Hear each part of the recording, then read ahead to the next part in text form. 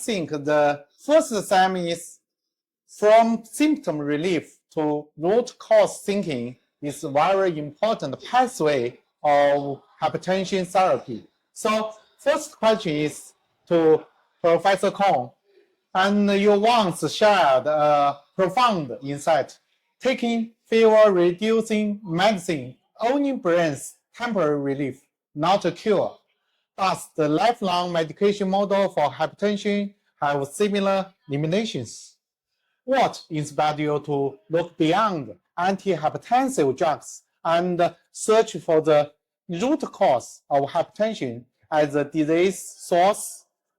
Okay, and thank you very much to give me a chance to come here to have some talk or discuss with Professor Avilo, and thank you to hostess.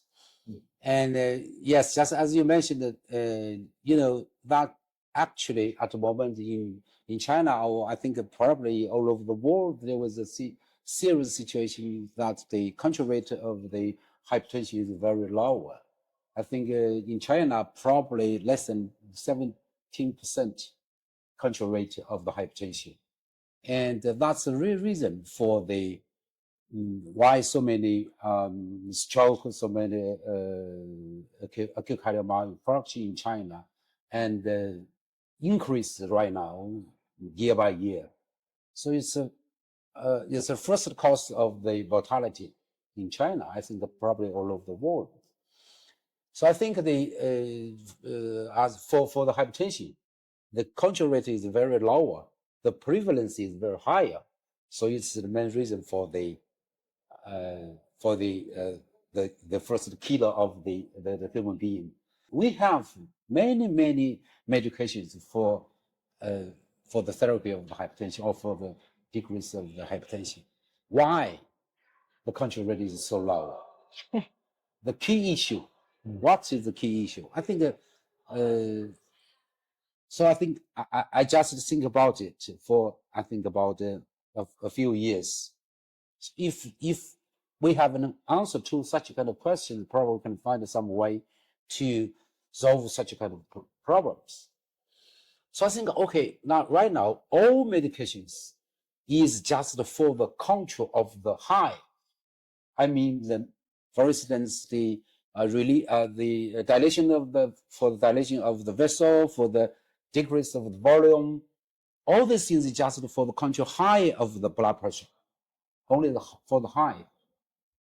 For instance, just as the host mentioned in the introduction, and I think that if we have two choice for the treatment of the fever, the first choice is aspirin. Yeah. The second choice is antibiotics.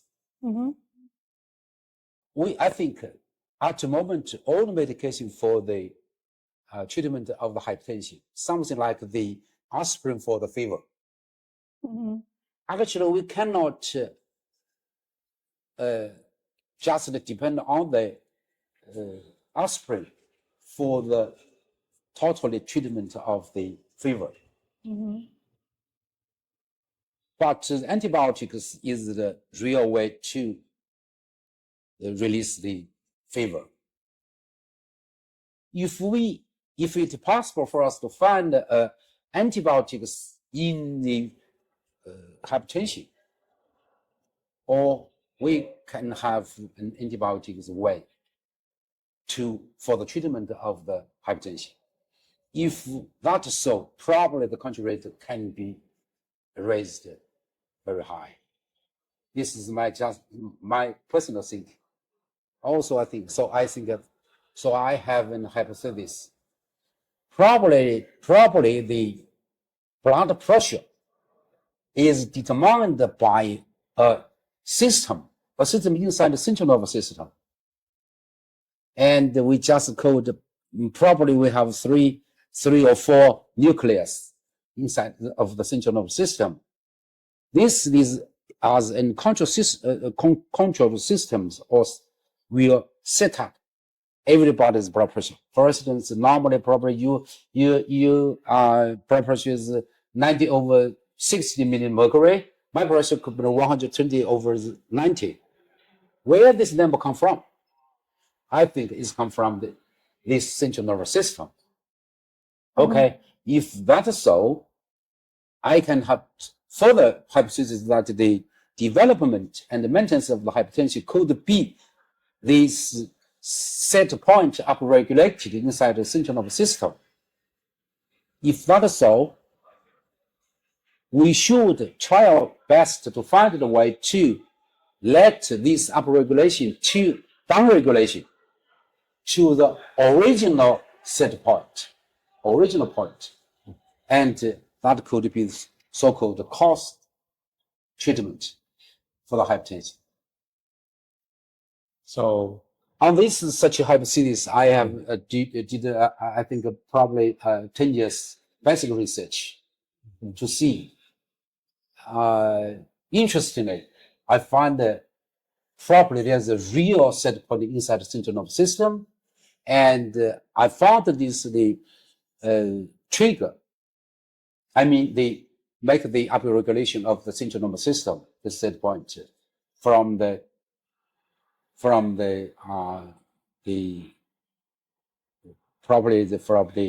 bottom, inside the bottom, and the inside the perirenal adipose tissue could be a trigger.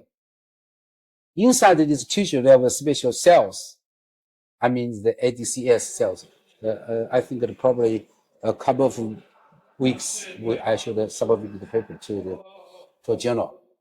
I identify very special cells.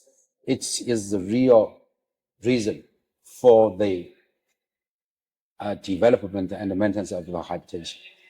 And the extramuscular inside the adipose tissue, after the afferents can sense this change and through the DRG and to the central nervous system and make the changes.